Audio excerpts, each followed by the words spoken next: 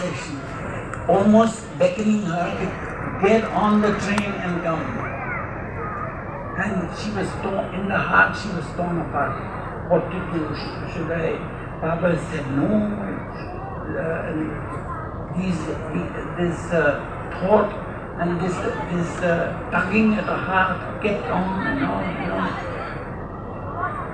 Well, Adi Keirani came to Bombay. He came on a Tuesday.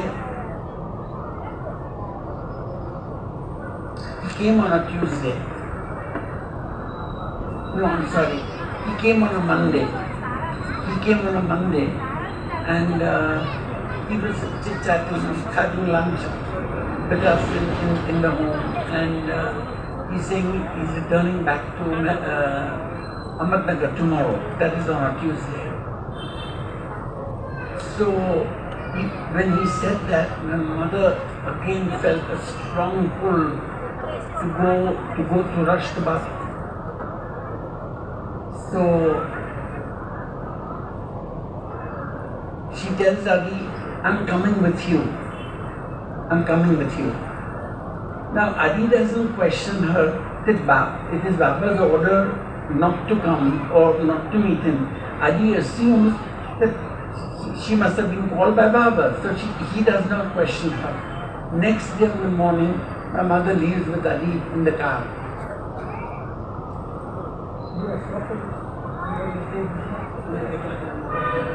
ఇంకొక సంఘటన ఆయన పంచుకుంటున్నారండి. 1968లో కుటుంబం తండ్రి గారు తల్లి బాబాను కలిసినప్పుడు బాబా నా పని సంపూర్ణంగా పూర్తయింది అని చెప్పారు. ఇంకా అది విన్నప్పటి నుంచి ఆవిడకి ఏదో ఒక తెలియని అనుభూతి లోపల, అంటే ఒక బాధాకరమైంది. బాంబే వచ్చేసిన తర్వాత అప్పటికే 67 నుంచి కూడా బాబా ఎవరు నా అనుమతి లేకుండా నా సమక్షానికి రావద్దు అని చాలా స్ట్రిక్ట్గా పాటిస్తూ ఉన్నారు. ఎందుకో ఈవిడికి మళ్ళీ వెళ్ళి బాబాను చూడాలి అనే తపన ఒక పుల్లాగా లాగేస్తుంది. ప్రతి సంఘటన ఏమి చూసినా బాబాను తలుచుకున్నప్పుడల్లా ఏదో ఒక విచిత్రం జరుగుతుంది. నేను తక్షణం వెళ్ళి ఆయన దగ్గర వాలిపోవాలి అని తపన పడుతుంది. ఏదన్నా ఇలాగ డ్రాయర్ తీస్తే కమ్ ఇమీడియట్లీ అనే టెలిగ్రామ్ కనబడేది. అంటే ఇదివరకు ఎప్పుడో ఇచ్చిన టెలిగ్రామ్. అది చూసి ఇప్పటిదిగా అది పాతదైనప్పుడు వెళ్ళిపోవాలి, బాబా చెప్తున్నారు నాకు అన్నట్టు ఉండేది. లేకపోతే బాబాని ఎప్పుడో తలుచుకుంటే ట్రైను కోత, పక్కనే స్టేషన్ ఉండేది, ట్రైన్ కోత వినబడేది. నన్ను ట్రైన్ ఎక్కి నేను తీసుకెళ్ళిపోతాను అంటే ఆవిడకి ఇంకా ఆగలేకపోయేది అనమాట. వెళ్ళిపోవాలి బాబాని కలవాలి అని. ఇంకా ఆ విచిత్రమైన పరిస్థితిలో ఉండగా ఆది కేరాని ఒకసారి వీళ్ళ ఇంటికి వచ్చారు బొంబాయి. వచ్చిన తర్వాత మాటల మధ్యలో నేను బాబాను చూడాలి, నేను కలవాలనుకుంటున్నాను అని గట్టిగా చెప్తే ఆది కూడా బహుశా నిషిద్ధం ఉన్నప్పటికీ బహుశా అడుగుతున్నారు అంటే ఆ బాబా నుంచి అనుమతి వచ్చి ఉంటుంది అనుకుని సరే పద అని తన కారులో ఎక్కించుకుని బాబా దగ్గరికి తీసుకెళ్లారు. So they reach Ahmednagar and Adi is telling my mom, you wait, I'll quickly have a bath because I am going to Mehrezad. All this while Adi is assuming that my mother has been called by Baba. And my mother not telling him anything more than what he needed to know. So they drive to Mehrezad. Now when they reach Mehrezad, this is the Tuesday before Friday when he dropped his body. 2 days later, Wednesday, Thursday, 2 days later Baba drops his body. So on Tuesday Adi drives to Mehrezad, takes my mother along, and my mother sees Naja, seated on a bench in the garden, and they're all, it's a very somber mood because Baba's health was very, very bad. He had these massive spasms that would fling him off the bed and down again. So my mother, naturally word goes to Baba and Baba says, call her in the bedroom. When my mother goes in, she is telling Baba, I'm not leaving. This is very unlike my mother. She's never ever spoken to Baba like this. I'm not leaving this place until you get better now. So my Baba meets my mother very lovingly, embraces her, tells her, look, I'm fine, man. Don't worry, nothing is going to happen. Do as I tell you, obey me. Firstly he asked how is Jim, how are the kids, how is all of that. He asked a few of those questions. But my mother could make out he was in a lot of discomfort and pain. And he says, you love me, do you? My mother says, of course, Baba. So, will you do as I ask you to do? My mother says, yes. She says, I want you to go back to Bombay without staying here. Have lunch with the women only and then return back to Bombay. అవతారుడే Shri Mehar బాబా చరణములే నమ్మితి శ్రీ మెహరుని చరణములే నమ్మితి yeah చరణములే నమ్మితి దుష్టులను వధించి గీతను బోధించే దుష్టులను వధించి గీతను బోధించే కృష్ణావతారుడే ప్రభు మెహరు బాబా చరణములే నమ్మితి శ్రీ మెహరుని చరణములే నమ్మితి హల్లెలూయా చరణములే నమ్మితి బుద్ధుడే యేసుయే మహమ్మదుడే బాబా బుద్ధుడే యేసుడే మహమ్మదుడే బాబా జోరాష్ట్రుడే మెహరు అవతారమూర్తిని చరణములే నమ్మితి శ్రీ మెహరుని చరణములే నమ్మితి హల్లెలూయా చరణములే నమ్మితి ప్రేమావతారుడే ప్రేమ స్వభావుడే ప్రేమావతారుడే ప్రేమ స్వభావుడే కల్కావతారుడే కరుణావతారుడే చరణములే నమ్మితి శ్రీ మెహరుని చరణములే నమ్మితి హల్లెలూయా చరణములే నమ్మితి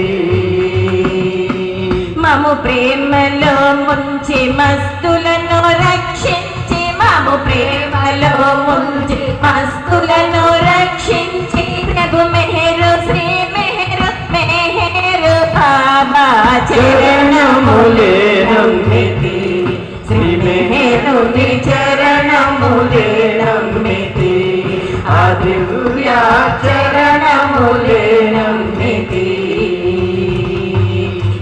మెహరు సన్నిధి ఇలా మనకు పెన్నిది ఈ మెహరు సన్నిధి ఇలా మనకు పెన్నిది ఎంచినను మించినది మరి లేదు ఇక రాదు చరణములే నమ్మితి శ్రీ మెహరుని చరణములే నమ్మితి హల్లెలూయా చరణములే నమ్మితి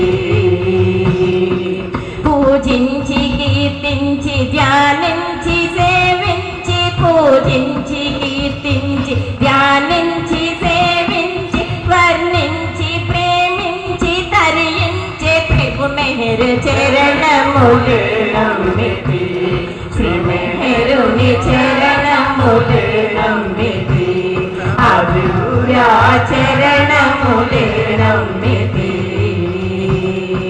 పాదార విందమే ఆధారమని నేను పాదార విందమే ఆధారమని నేను పట్టితి గట్టిగా పట్టితి ప్రభు మెహరు చరణములే నమ్మితి శ్రీ మెహరుని చరణములే నమ్మితి హల్లెలూయా చరణములే నమ్మితి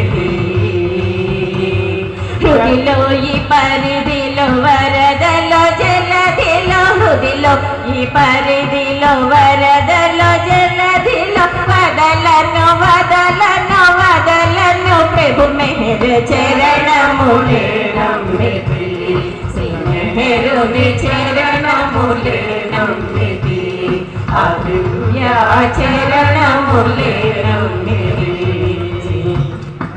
अवतार मेहर बाबा की जय।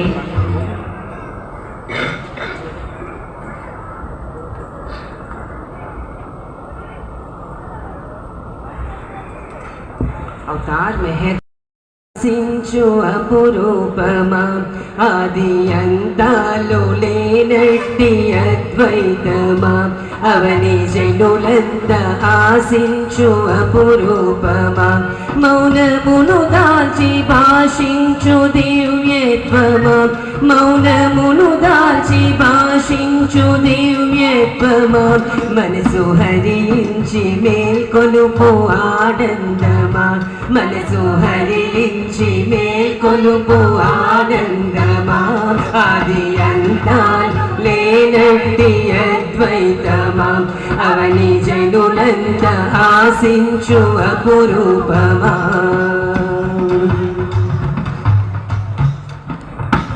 ప్రతి యుగమందు అరుదించు అవతారమా పాప భారాన్ని తొలగించు పరిశుద్ధమా ప్రతి యుగమందు అరుదించు అవతారమా పాప భారాన్ని తొలగించు పరిశుద్ధమా సత్య మార్గాన్ని చూపించు పరతత్వమా సత్య మార్గాన్ని చూపించు పరతత్వమా ప్రతి హృదయాన్ని స్పృశించు సందేశమా ప్రతి హృదయాన్ని స్పృశించు సందేశమా ఆది అంతాలు లేనట్టి అద్వైతమా అవని జనులంత ఆశించు అపురూపమా వివిధ రూపాలు ధరించు అవ్యక్తమా వివిధ నామాలు చరించు నిశ్శబ్దమా వివిధ రూపాలు ధరించు అవ్యక్తమా వివిధ నామాల చరించు నిశ్శబ్దమా దివ్య సూక్తులను వివరించు సగ్రంథమా దివ్య సూక్తులను వివరించు సగ్రంథమా బంధముల త్రుంచి రక్షించు కారుణ్యమా బంధముల త్రుంచి రక్షించు కారుణ్యమా ఆది అంతాలు లేనట్టి। He went like this, his action was, it benefits your family, benefits your family beyond the family, your friends, your neighbors, and he went on and on and on and on. Because of one connection, it benefits everybody. So you serve my purpose. Because if you did not serve my purpose, not 1 second can you be in my presence. జై బాబా। ఇంకొక అద్భుతమైన కథ అండి। తండ్రి గారి గురించి చెప్తున్నారు ఆయన తండ్రి గారు తరచూ బాబా దగ్గరికి వెళ్ళి అక్కడ ఉంటూ ఉండేవారు। ఒకసారి ఒక వారం పాటు ఆయన సమక్షంలో ఉన్నారు। చుట్టూ చూస్తే మండలి వారందరూ బిజీగా ఉన్నారు, చాలా రకాల పనులు హడావుడిగా ఉంటున్నారు। ఈయనకేమో బాధ వచ్చిందట, నేను ఖాళీగా కూర్చొని ఉంటున్నాను, ఏ సాయం చేయట్లేదు అని అనిపించిందట। బాబా అడిగినప్పుడు చెప్పారట, నేను ఏమీ ఏ విధంగానూ ఉపయోగపడట్లేదు, అందరూ చూస్తే బిజీగా ఉన్నారు ఇక్కడ అంటే ఎంత బాగా చెప్పారో చూడండి బాబా। పిచ్చివాడ, అసలు విషయం ఏంటంటే నువ్వు నా సమక్షంలో ఉండడం వల్ల నీకున్న నీ అత్యంత సన్నిహితులు, నీ కుటుంబమే కాకుండా నీ స్నేహితులు, నీకు పరిచయం ఉన్న వారందరూ కూడా ఆధ్యాత్మిక లబ్ధి పొందుతున్నారు సుమా, అంతకంటే నువ్వు చేసే పని నాకే ఉంటుందిరా అన్నారట।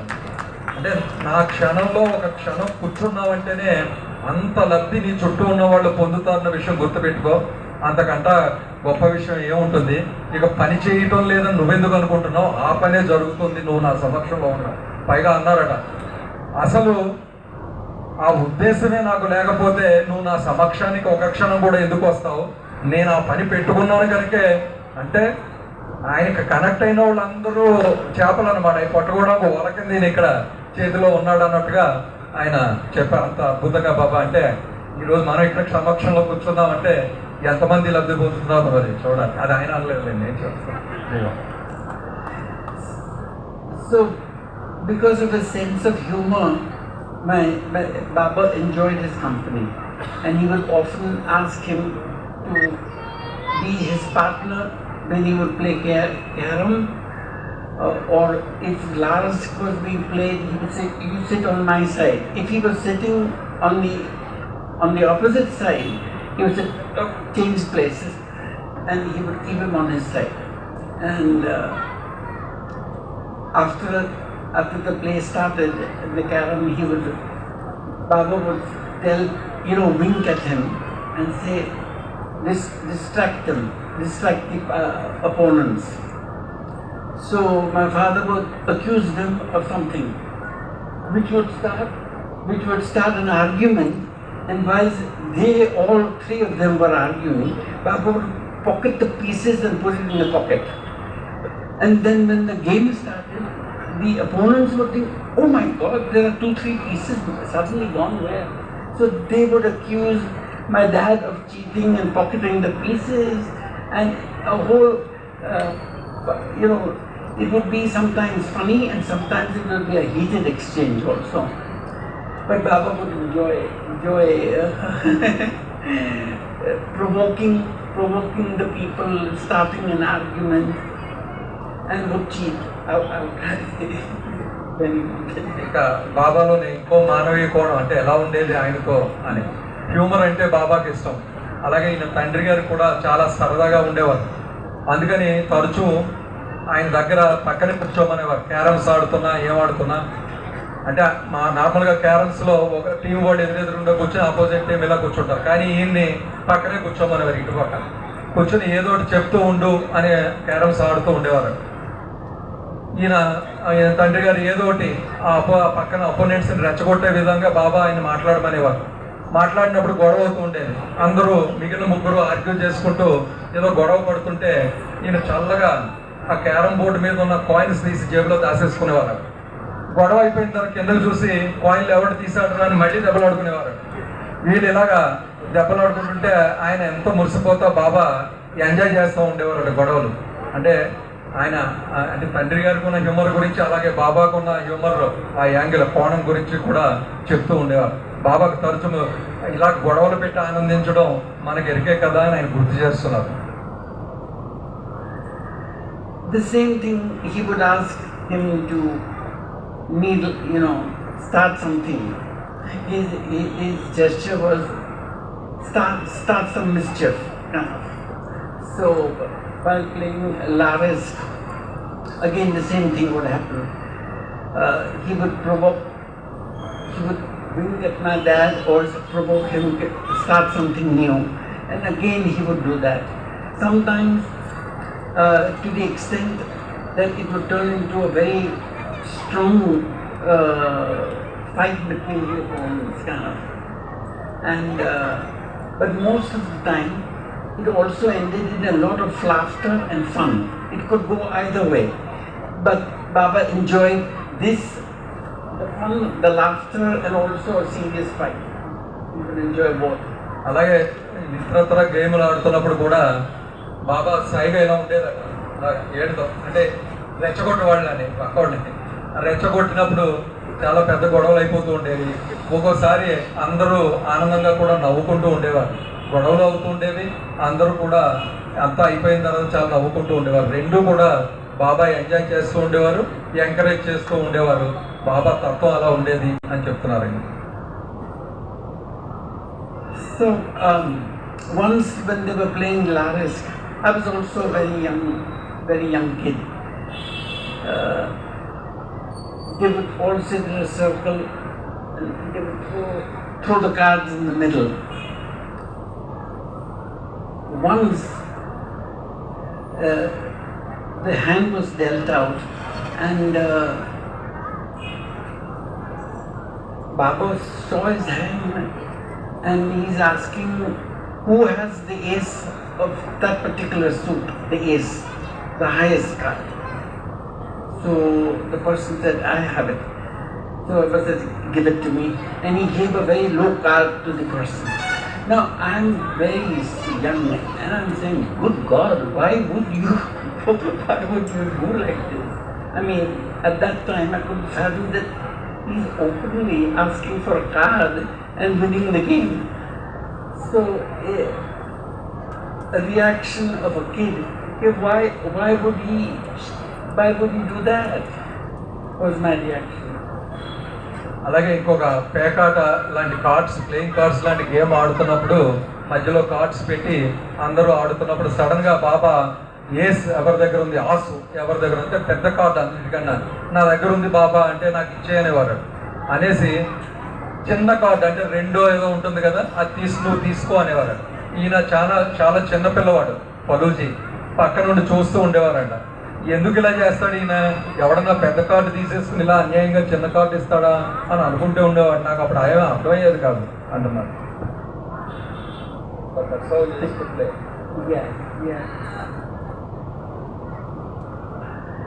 Sometimes a visitor would turn up while he was playing cards, and Baba would say, quickly hide your cards inside like that.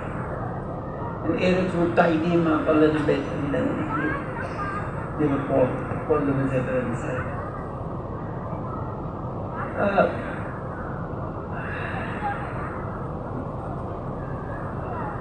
Why did you read that?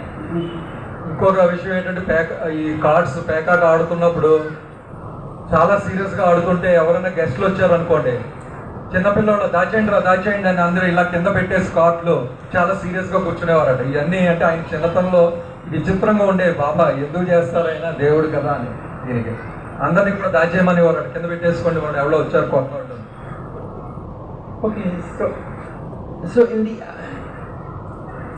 sometimes in the morning or sometimes in the afternoon when Baba would come, he would come into the small monthly hall and he would be holding the hand of the women monthly who would escort him to that door, and then Eretz would take over and then make him sit on the seat.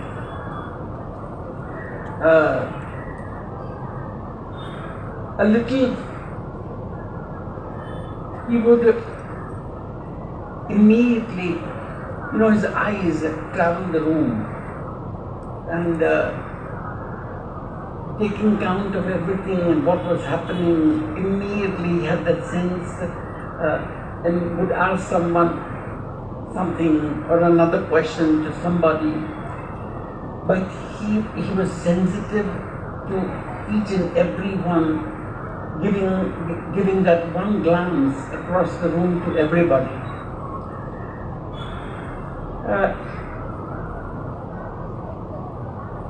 Sometimes he would be laid out on the it was a kind of a divan thing. He would lay down over there, and Eretz would massage him. And he was very beautiful. Even at that age, when he was old, he was beautiful. He was handsome. You could not but help looking at him. He would draw you in. The magnetism was there.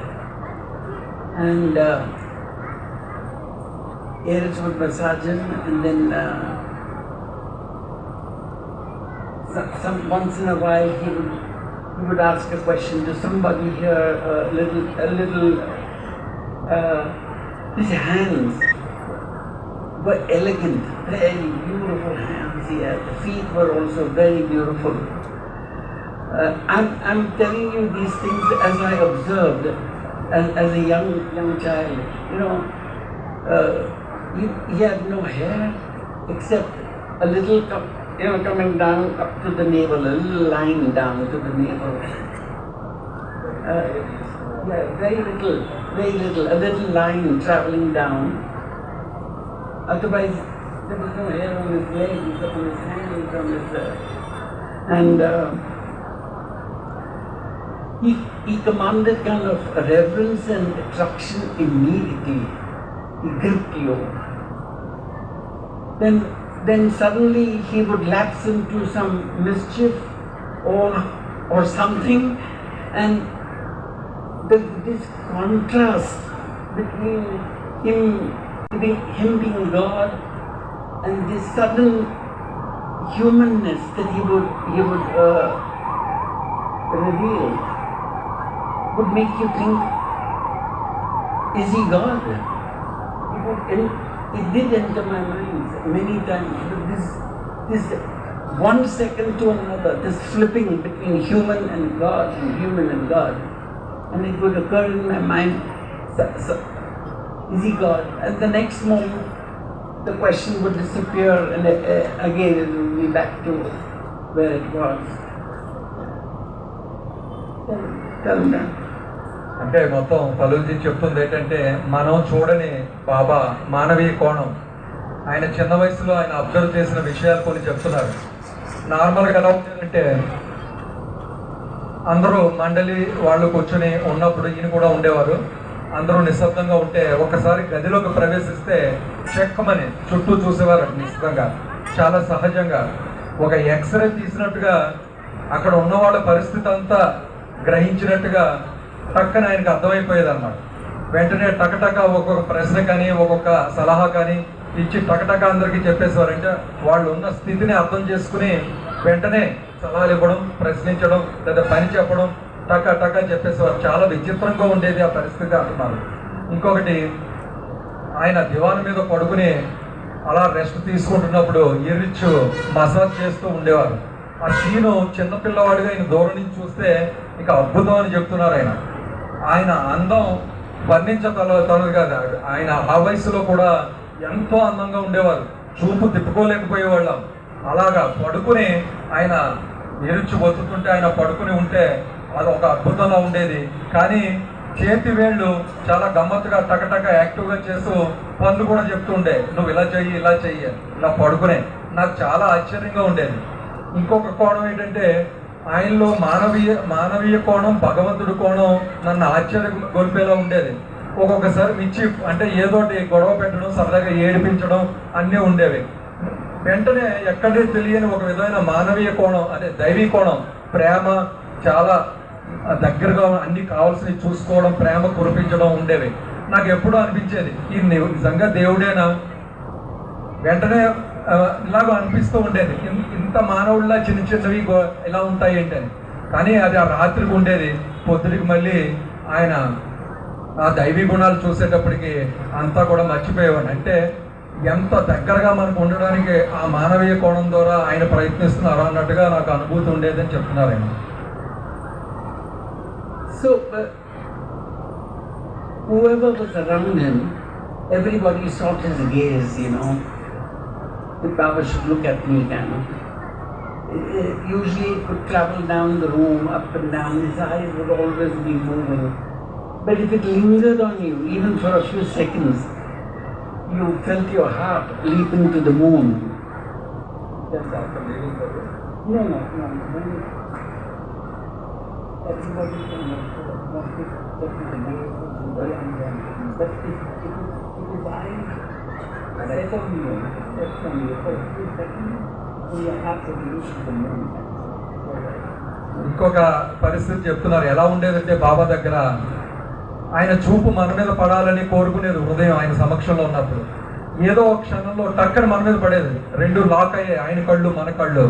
నిజంగా అది ఎలా ఉండేదో మీకు నేను చెప్పలేను. కానీ ఎలా ఉండేదంటే, ఆయనకు మాత్రం ఒక్కసారి ఎగిరి చందమామ మీద కూర్చున్నట్టు ఉండేదట.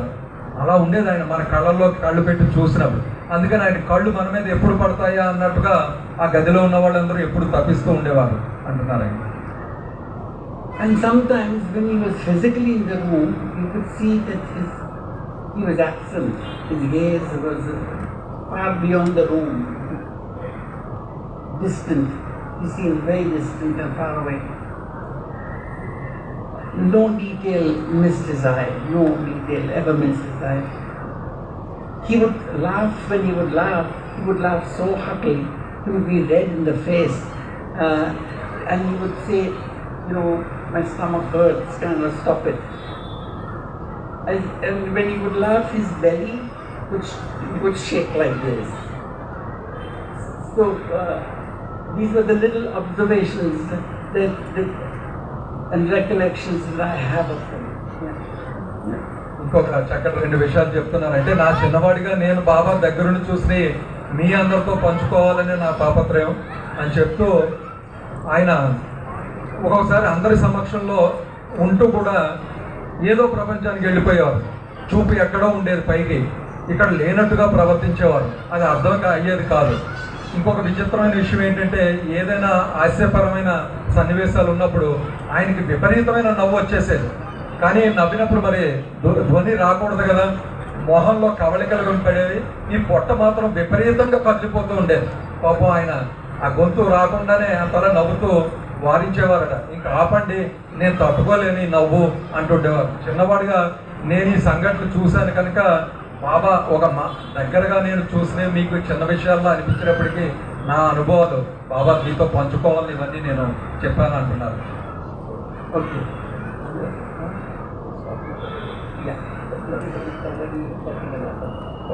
Yeah. I'm sorry. Okay. Let me just conclude.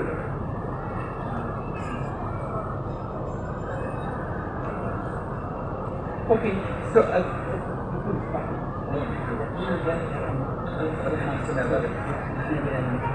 Okay, అంటే సమయానుభవాలు ఇంకా ఎన్నో ఉన్నాయి. నువ్వు ఆపమని చెప్పాలి, లేకపోతే వెళ్ళిపోతుంది సుమా అని ఆయన చెప్తున్నారు.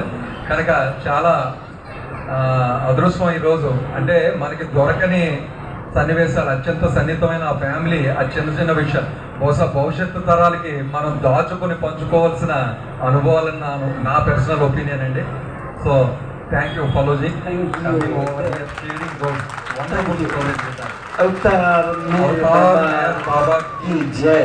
जय बाबा साहब.